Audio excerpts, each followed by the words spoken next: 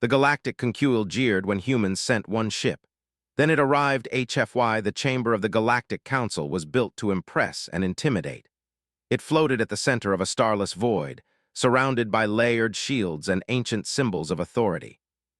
Delegates from more than 100 species sat in curved rows, their shapes and colors filling the vast hall. Some had scales, some fur, some metal limbs, and some forms that barely looked solid at all. This was where decisions were made that could change the fate of entire star systems. On this day, the mood was sharp and impatient. A major crisis was spreading along the outer sectors. A powerful rogue coalition had begun attacking trade routes, seizing colonies, and threatening neutral worlds. The Council had voted to form a united defense force. Every member species was ordered to contribute ships and soldiers, according to their strength. One by one, species had announced their offerings. The Karth Dominion sent 10,000 warships. The Ulrith Hive pledged 3 planetary fleets and millions of drones. The Valorian Empire offered their elite solar lancers, ships powered by artificial stars. Each announcement was followed by approval, pride, and sometimes quiet competition. The more a species gave, the more respect it earned. Then it was humanity's turn. The human delegation was small. Only 3 figures stood at their assigned platform. They wore simple dark uniforms without decorations or glowing symbols. No weapons were visible. Their faces were calm, almost relaxed. The presiding counselor, an ancient being of crystal and light, tilted forward. "Earth representative," the counselor said, its voice echoing through the chamber, "state humanity's contribution to the united defense." The lead human stepped forward. His hair was dark, his posture straight but not stiff. He did not rush his words. "Humanity will send one ship," he said. For a moment the chamber was silent. Then the laughter began. It started as scattered sounds, clicks, hisses, harmonic vibrations, but quickly grew into a wave that filled the hall. Some delegates leaned toward each other in disbelief. Others openly mocked, their body language sharp and dismissive.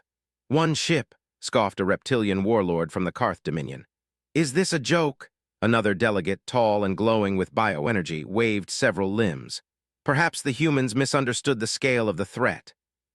Even some neutral species looked embarrassed on humanity's behalf. The presiding counselor raised a hand for silence, though amusement flickered through its shifting form. "To confirm," it said, "humanity offers one vessel?" "Yes," the human replied evenly. "One."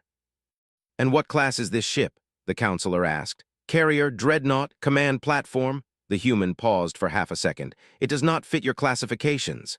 That only made things worse. The laughter returned, louder than before. Several delegates recorded the moment, already planning to circulate it across galactic networks. Humanity, the newest member of the council, was proving exactly what many had believed: too small, too young, too weak. The Karth warlord leaned forward, baring sharp teeth.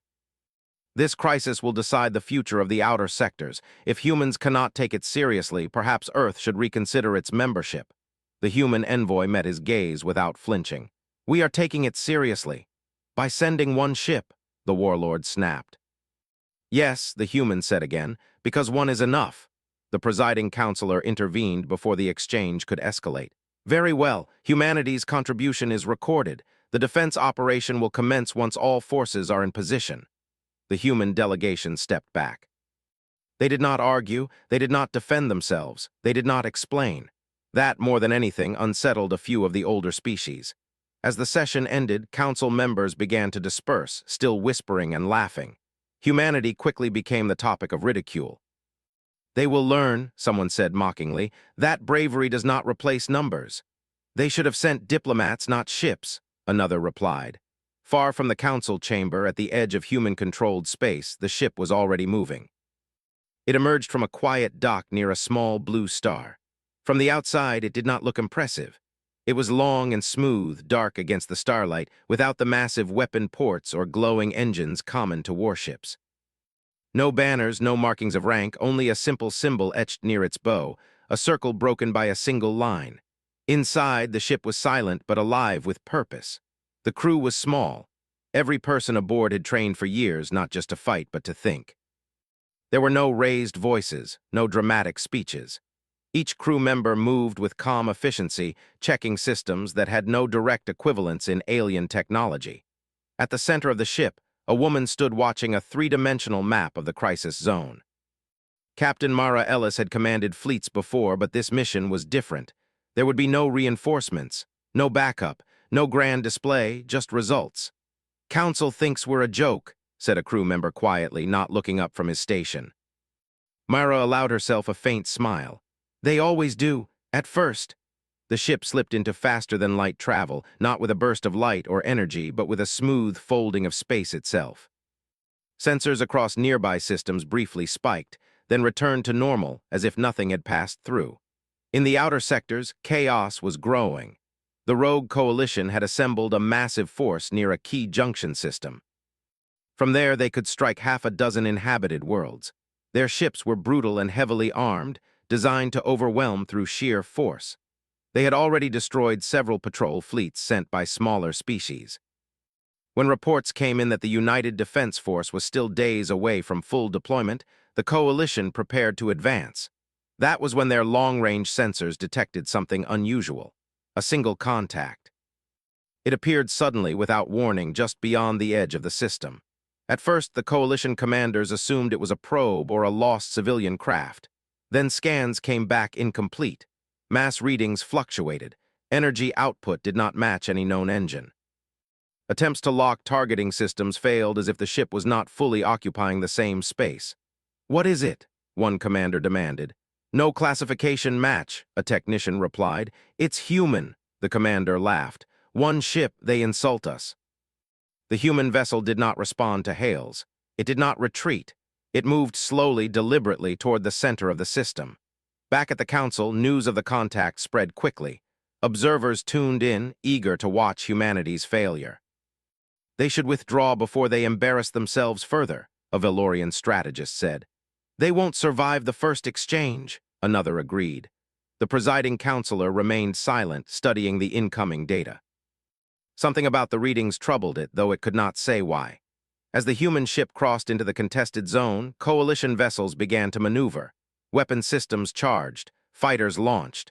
The human ship continued forward, unchanged in speed or direction. No shields flared, no weapons fired. From the outside, it looked defenseless. Inside, Captain Ellis spoke calmly. "Mark!" The ship's core responded, not with power, but with adjustment. Space around the vessel shifted, subtly and precisely. The first wave of coalition fighters lost formation. Their navigation systems disagreed violently with reality. Some spun out of control. Others simply stopped, their power systems locked in safe mode to prevent catastrophic failure. The larger ships fired. Energy beams and kinetic rounds crossed the distance, then bent, not reflected, not blocked. They curved away, sliding along invisible paths, dispersing harmlessly into empty space. Gasps filled the observation feeds. "What is happening?" someone shouted in the council chamber. The human ship did not attack. It moved closer. As it passed near the first enemy cruiser, the cruiser's lights went dark, weapons powered down, engines shut off. The crew remained alive, unharmed, staring in disbelief as every system fell silent. One by one, coalition ships were disabled the same way. No explosions, no wreckage, no deaths, just silence. The laughter in the council chamber had vanished. Delegates leaned forward, watching with growing unease. Analysts whispered frantically, trying to understand what they were seeing. "That ship is not fighting," the presiding counselor said slowly. "It is ending the battle." As the last active coalition vessel went dark, the human ship stopped at the center of the system. It transmitted a single message on all frequencies. "This conflict is over. Stand down. Help will arrive for the wounded. No further action is required." Then it waited. Across the galaxy, perceptions shifted. What had been mocked as arrogance now looked like confidence. What had been dismissed as weakness now felt like restraint. The council members realized, perhaps for the first time, that humanity had not sent one ship because they lacked strength. They had sent one ship because they did not need more. And as the quiet human vessel held position in the silent system, the galaxy began to understand that this was only the beginning. The silence after the battle felt heavier than the battle itself. The disabled ships drifted in place like frozen insects caught in amber. Their engines were dead, weapons cold, internal lights dimmed to emergency levels.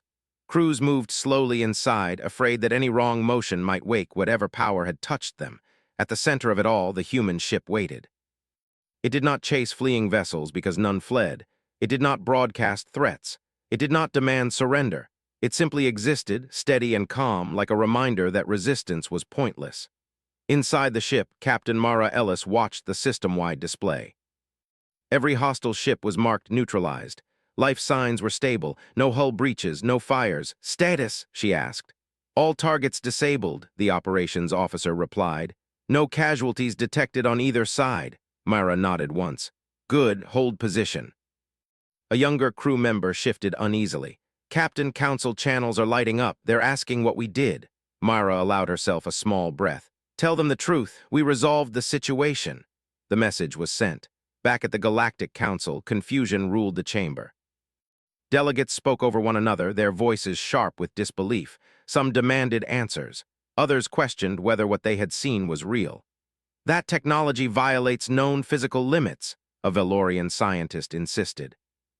"No energy discharge of that magnitude should be possible," said another. The presiding counselor raised its glowing form higher, forcing silence through sheer presence. "Earth representative," it said, "explain." The human envoy stood once more. His expression had not changed since the laughter earlier. Calm, neutral, patient. "The ship used localized space-time control," he said. "It redirected hostile force and isolated enemy systems without causing harm." A murmur spread. "That is impossible," snapped the Karth warlord. "If humans had such power, we would have known." The human met his gaze. "You assumed you knew our limits." The counselor studied the human carefully. "Why was this capability never disclosed?" "Because it was never needed," the human replied. "Until now." The words settled like weight. While the council argued, the aftermath in the crisis system continued to unfold. Emergency beacons activated automatically from the disabled ships. Medical crews tended to frightened and confused soldiers who had expected death and found silence instead. Coalition commanders attempted to restore systems. Every attempt failed. One of them, a broad-scaled being with cybernetic eyes, stared at his control panel in disbelief. "We are intact," he muttered, "but we are powerless." A human voice came over internal channels, calm and clear.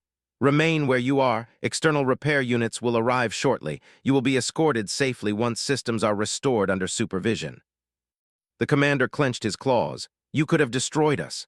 "Yes," the human voice replied. "We chose not to." That answer disturbed him more than any threat could have. Hours later, Allied fleets finally arrived in the system, expecting a chaotic battlefield. Instead, they found quiet order. Disabled enemy ships lined up in stable orbits. Human medical drones assisted injured coalition members alongside Allied crews. The human ship remained central, still silent. Fleet admirals from multiple species struggled to process what they saw. "This should not be possible," one whispered, yet it was. As reports flowed back to the council, the tone shifted, no longer mocking, no longer amused, now cautious, curious, afraid. The presiding counselor requested a private session with the human delegation. In the smaller chamber, the counselor's light dimmed slightly, signaling seriousness. "You have altered the balance," it said. "Other species will demand access to this technology." "They will be refused," the human envoy said simply. "That may cause tension." "Perhaps," the human replied, "but sharing power without sharing responsibility creates disaster." The counselor was silent for a long moment. "You disabled an entire coalition without bloodshed. Why?" "Because victory without restraint becomes tyranny," the human said. Humanity learned that lesson early. Outside the chamber, word spread quickly across the galaxy. Holofeeds replayed the footage again and again. A single human ship drifting through enemy fire untouched. Entire fleets going dark without explosions. Crews walking away alive. Public opinion shifted rapidly. Some worlds praised humanity as peacekeepers. Others whispered darker fears. "If they can do this," one commentator said, "what else can they do?" On Earth, the news reached cities and colonies alike. People watched with quiet pride, not cheering wildly, not boasting. They had expected this. Human history was full of moments where restraint mattered more than dominance. Back in the crisis system, the human ship finally moved. It drifted closer to the largest disabled coalition flagship. Captain Ellis stood as the external view filled the bridge. "Open channel," she said. The face of the coalition leader appeared, tense but composed. This conflict began because you believed force would bring control, Mara said. It will end because you now understand limits. You humiliated us, the leader replied. No, Mara said gently. We spared you. The leader hesitated. What do you want? Disarmament of the coalition, Mara said. Withdrawal from occupied systems, cooperation with reconstruction efforts. And if we refuse, Mara's eyes did not harden. They did not need to. Then this ship will remain here, forever if necessary. The implication was clear. The coalition leader looked away. When he looked back, something had changed. We accept. Across the system, automated processes began, weapons were locked down, command codes surrendered, navigation restrictions imposed. The crisis ended not with a treaty signed in blood, but with quiet compliance. Days later, the council reconvened. This time, there was no laughter. Humanity was no longer seated among the minor delegations. Their platform had been moved closer to the center. The presiding counselor addressed the chamber. The outer sector crisis has been resolved. Casualty count minimal, infrastructure damage negligible. A pause. This outcome was achieved by humanity. The Karth warlord shifted uncomfortably. One ship. Yes, the counselor said. One. A new motion was proposed, recognition of humanity as a strategic stabilizing power. The vote passed with overwhelming support. Still, fear lingered. As the session ended, a Valorian delegate approached the human envoy. You could rule the galaxy, the delegate said quietly. The human shook his head. We have no interest in ruling. Then why build such power? The human's answer was simple. So we never have to use it. Far from the council, Captain Ellis received new orders. The ship was not to return home. Maintain patrol, the message read. Observe, deter. Mara looked at the stars ahead, endless, silent. Set course, she said. The ship slipped away, folding space once more, leaving behind a galaxy that now watched the darkness more carefully. Because somewhere out there, a single human ship was moving, and everyone knew now that one was enough. The galaxy did not return to normal after the crisis ended. It only pretended to. Trade routes reopened, patrol fleets resumed their paths, and council announcements spoke of stability and cooperation. On the surface, peace had been restored, but beneath that calm, something had shifted. Every major power now measured distance not in light years, but in how quickly a single human ship could arrive. In hidden chambers and secure communication webs, questions echoed. How did humans control space itself? Why had they never used this power before? And most unsettling of all, how many ships like that existed? Captain Mara Ellis felt the change even before the reports confirmed it. As her ship moved through assigned patrol sectors, long-range sensors detected increased activity. Not open aggression, but observation. Probes lingered longer than needed. Scout vessels altered course to pass closer. Even neutral stations quietly adjusted orbits when the human ship was nearby. They were watching. Inside the ship, routines continued as normal. The crew trained, monitored systems, and rotated duties with the same calm discipline as before. But there was an unspoken awareness now. They were no longer invisible. They're mapping us, said Lieutenant Hayes, studying the sensor feed. At least trying to. Let them try, Mara replied. They won't get much. They'll keep pushing. Mara nodded. I know. Across the galaxy, a new meeting took place, one not listed on any official schedule. Representatives from several powerful species gathered in a sealed council annex. No recordings, no public record. The presiding counselor was absent. This meeting was unofficial by design. A Valorian strategist spoke first. Humanity has demonstrated capability beyond any known force. Balance requires response. A response how? Asked a soft-voiced delegate from a trade coalition. They ended a war without bloodshed. That does not make them harmless, the strategist replied. It makes them unpredictable. A Karth commander slammed a clawed hand against the table. They humiliated us. Disabled our fleets like children's toys. You attacked first, someone countered, the commander hissed, and lived, that is the problem. Silence followed. Finally, a representative from a covert research alliance spoke. We propose a test. Several heads turned. A provocation, the representative continued carefully. Small, controlled, plausibly deniable. We observe how the human ship reacts under stress. We learn limits. And if it reacts badly, someone asked. Then we will know, came the cold reply, what we truly face. Far from these plans, the human ship received a distress signal. It came from a mining colony on the edge of council space. The signal was weak, fragmented, but clearly human-compatible. It reported system failures, loss of station control, and unidentified interference. Mara studied the data. "This colony is registered neutral," she said. "No known hostile presence." "Signal integrity looks altered," Hayes added. "Like someone wants us to notice it." Mara's expression tightened slightly. "Set course anyway." The ship adjusted direction, folding space with its usual smooth precision. As they approached the system, sensors detected multiple energy fluctuations. Nothing overtly hostile, just enough to cause concern. The colony itself appeared intact, structures undamaged. Power levels fluctuating but stable. "Open channel," Mara said, no response. As the ship moved closer, something shifted. Space trembled, not violently but unevenly. The ship's internal systems adjusted automatically, compensating for localized distortions. Captain and engineer said, "This feels artificial." Mara frowned. "Someone is trying to interfere with our field." That was new. Suddenly, a burst of energy rippled outward from the colony, not a weapon, a pulse. The ship absorbed it without damage, but alarms flickered briefly. Mara straightened. That was deliberate. Around the system, hidden platforms powered up. Not warships, but experimental arrays. Research constructs built by multiple species working together. A voice broadcast across open channels, calm, curious. "Human vessel, do not interpret this as an attack. This is observation." Mara's jaw tightened. "They're testing us," the voice continued. "Your capabilities exceed known limits. For the safety of the galaxy, we must understand them." Mara leaned closer to the console. "You are interfering with a civilian colony." "The colony is safe," the voice replied. "No lives are at risk." Mara did not raise her voice. "End this now." "We cannot." The arrays activated fully. Space around the human ship twisted sharply. Forces pulled and pushed at once, trying to pin the vessel in place. Data streams flooded in as unknown algorithms attempted to map the ship's core systems. Inside, the crew remained calm, but tension rose. "They're trying to lock our field," Hayes said. "Partial success."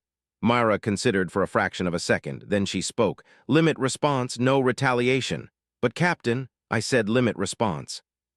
The ship's core adjusted, not to overpower the interference, but to harmonize with it. The surrounding space calmed slightly, confusing the array's sensors. Back in the hidden meeting chamber, observers leaned forward.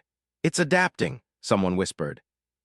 "Push harder," the strategist ordered. The array's increased output. The colony station shook. Warning lights flared. Systems began to overload. Mara's eyes hardened. "New priority," she said. "Protect the colony." The ship extended its field outward, not aggressively but defensively. The station's tremors stopped instantly. Power stabilized, life support normalized. The array's readings went wild. "That's impossible," an observer muttered. "It's shielding something else without weakening itself." Mara opened a channel, this time broadcasting directly. "You wanted limits," she said calmly. "You are approaching one." "Continue the test," the strategist insisted. The next pulse was stronger. This time the human ship responded, not with force but with presence. Space across the entire system settled into perfect alignment.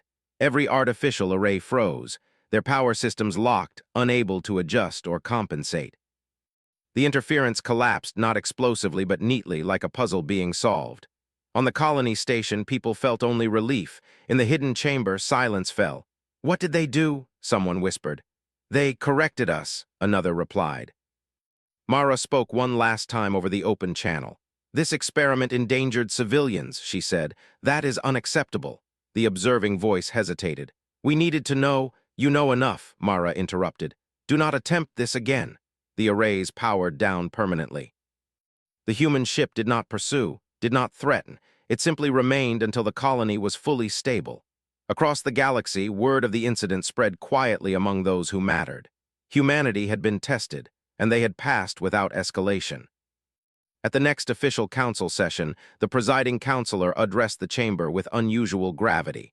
"There has been an unauthorized incident," it said. "Humanity demonstrated restraint under provocation." Several delegates avoided looking toward the human platform. "The council recognizes," the counselor continued, "that humanity's power is matched by discipline." A formal declaration followed. Any further unsanctioned testing of human assets would be considered a violation of council law. The motion passed unanimously. Later, alone in the ship's observation bay, Mara stood watching distant stars. Hayes joined her quietly. "They were afraid," he said. "They still are," Mara replied. "Does it bother you?" Mara shook her head slowly. "Fear isn't the problem. What people do because of fear is."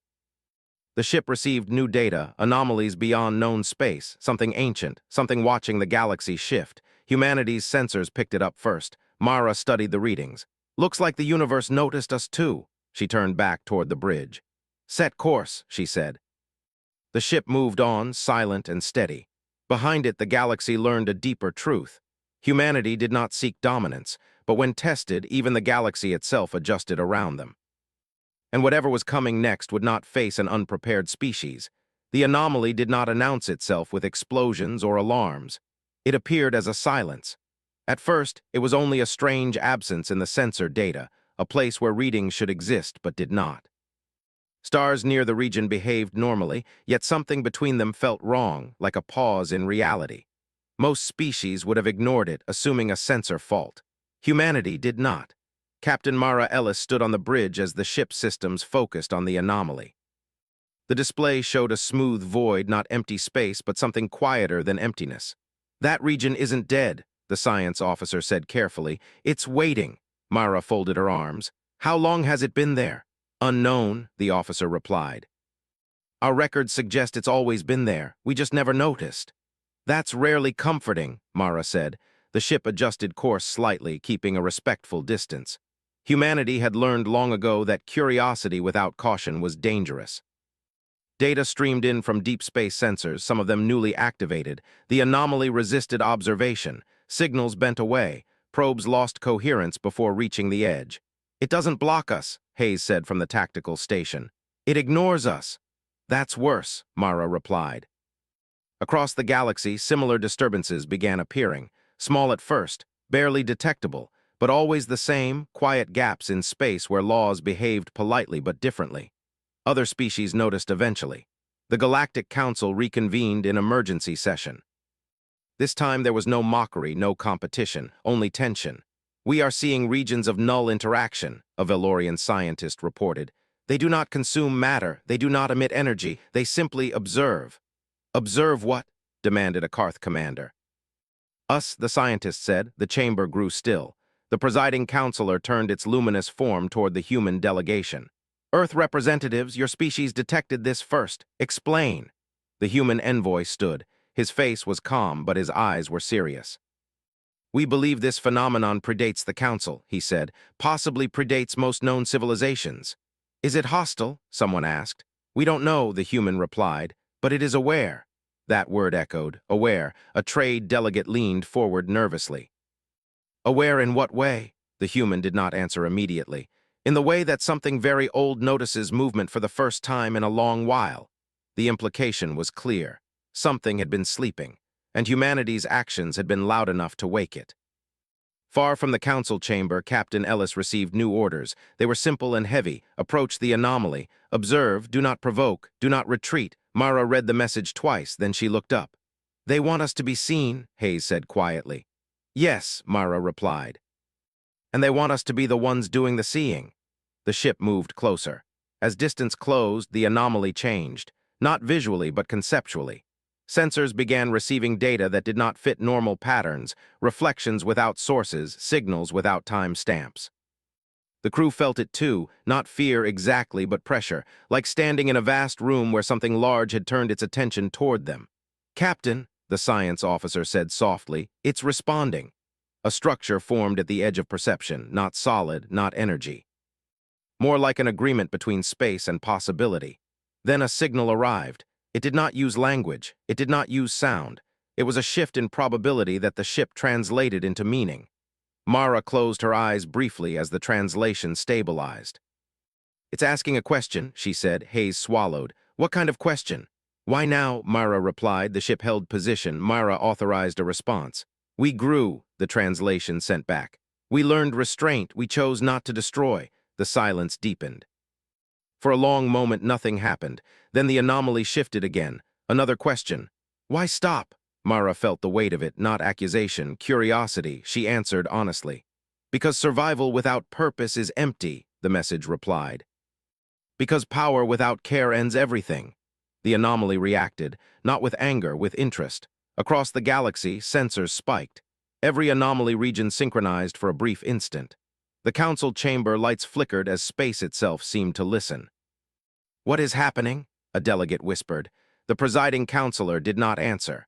On the human ship, the translation system struggled to keep up as more meaning flowed through. "It says," the science officer said slowly, "that it has watched civilizations rise and erase themselves." Mara nodded. "That fits." "It says," the officer continued, "that most species answer fear with dominance." "And?" Mara asked. "And it says humanity answered dominance with restraint." The ship's lights dimmed slightly as power redistributed automatically, not in defense but in readiness. Mara straightened. "Open full channel," she said. "No filters." The response went out raw and unshaped. "We are not perfect," the message carried. "We fail, we fight, but we learn slowly." The anomaly did something unprecedented. It moved not toward the ship, around it. Space curved gently, not trapping, not threatening, simply accommodating. Mara felt the pressure ease. Hayes let out a breath he hadn't realized he was holding. "It's making room for us," he said. The science officer stared at the data. "Captain, it's adjusting universal constants locally, not to harm us, to understand us better." Mara's voice was quiet. "Like we did with the coalition fleets." "Yes," the officer said, "exactly like that." The parallel was not lost on anyone. The anomaly sent one final transmission, clearer than before. "Continue," it said. "We will watch." Then the pressure faded. The anomaly did not vanish. It remained silent once more, but the silence was different now. It was no longer indifferent. News spread quickly, though details remained classified. What could not be hidden was the result. The anomaly zone stabilized. No expansion, no aggression. Across council space, relief mixed with unease. Humanity had spoken to something beyond the galaxy, and it had listened. At the next council session, the presiding counselor addressed the chamber with something like reverence. "The observers beyond space have acknowledged humanity," it said. "Not as conquerors, not as prey," a pause, "but as participants." A Karth delegate finally spoke, voice low. "Does this make humans guardians?" The human envoy shook his head. "No. Then what does it make you?" The human considered the question. "Accountable," he said. Silence followed. Later, in private, the presiding counselor spoke to the human envoy alone. "You carry a burden," it said. "The galaxy will follow where you step." The human nodded. "Then we will step carefully." Back aboard the ship, Captain Ellis reviewed the logs. The encounter replayed again and again in her mind. Not the power displayed, but the choice offered. Something ancient had decided not to interfere, because humanity had shown it was capable of restraint. "Do you think it trusts us?" Hayes asked quietly. Mara looked out at the stars. "I think," she said, "it's giving us time." "For what? To decide what kind of species we really are." New orders arrived. The ship was to continue its patrol, monitor anomaly regions. Respond to threats only if necessary. No escalation, no dominance, just presence. Mara smiled faintly. "Set course," she said. The ship moved on, alone as ever. Behind it, the galaxy felt different, not safer, but watched. And for the first time in its long history, the universe itself seemed willing to wait. Because one species had proven that power could pause, listen, and choose not to strike. And that, more than any fleet, changed everything. Time passed differently after the encounter with the anomaly. Not faster, not slower, more carefully. Across the galaxy, systems continued to turn, stars burned as they always had, and civilizations carried on with daily concerns. But something subtle had changed in how decisions were made. Fleets hesitated before moving. Councils paused before voting. Leaders asked questions that had not mattered before. What will this cause later? What will be watching? The human ship continued its patrol, moving between regions where the silence lingered. It never entered the anomaly zones directly again. It did not need to. The presence alone was enough. Captain Mara Ellis reviewed reports as the ship drifted between stars. Piracy had dropped sharply. Border conflicts cooled before becoming wars. Even long-standing rivalries softened, not from trust, but from awareness. The galaxy had learned that power could exist without constant use, and that frightened some more than open force ever had. On the ship, life remained steady. Crew rotations, maintenance checks, quiet meals shared without ceremony. There were no medals, no speeches, no celebrations. Humanity had not won a war. They had prevented one. That difference mattered to Mara more than any victory. One cycle later, a message arrived marked Council priority. Mara read it slowly. The Galactic Council requested humanity's presence, not a fleet, not a demonstration, but a statement. The galaxy was changing, and it wanted to know where humans stood. "Looks like it's time," Hayes said. Mara nodded. "Set course." The ship folded space and emerged near the council chamber, its arrival unannounced and gentle. No alarms rang, no defenses activated. They had learned. Inside the chamber, delegates gathered in numbers unseen before. Species both ancient and young filled the curved rows. There was no laughter this time, no whispering, only attention. The presiding counselor rose, its light steady and clear.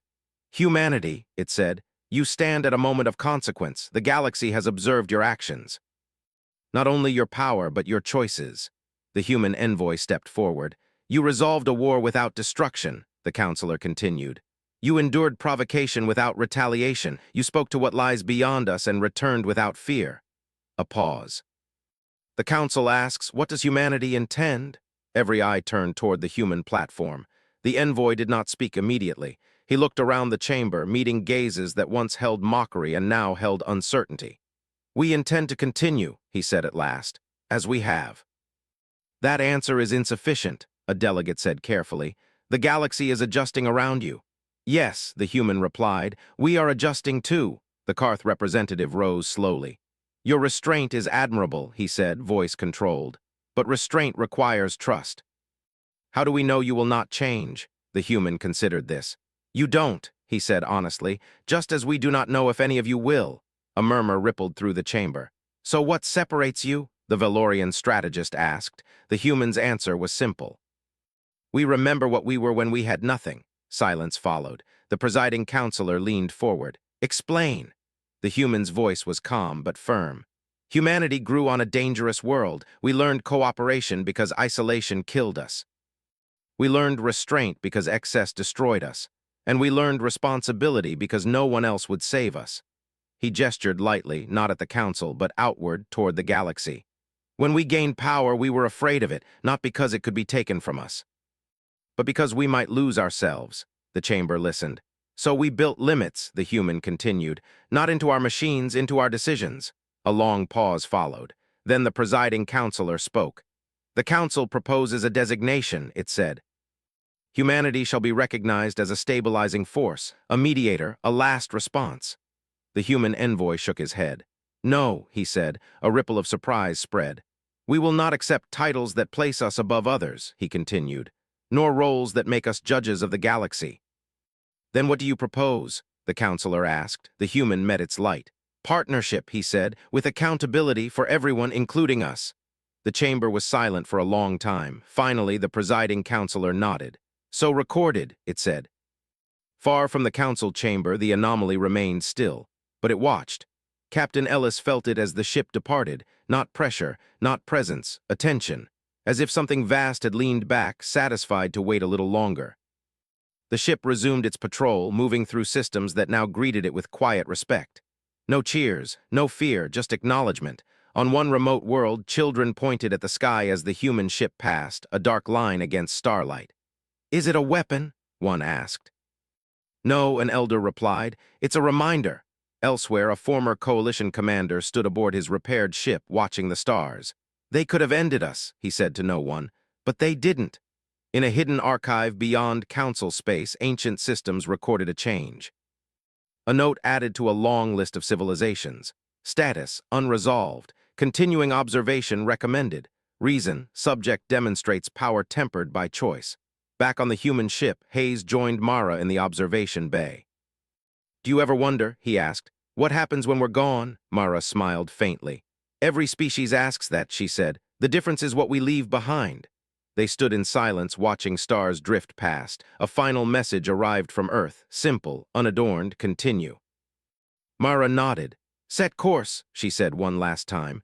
The ship moved on, alone, quiet and enough, and the galaxy understood at last. Humanity had never sent one ship because it wanted to impress. It sent one ship because it believed power should arrive softly, act carefully, and leave the universe better than it found it. And somewhere beyond space and time, something ancient watched the small human vessel fade into the dark. and chose, for now, not to interfere. Because one species had learned the hardest lesson of all. That true strength is knowing when not to use it.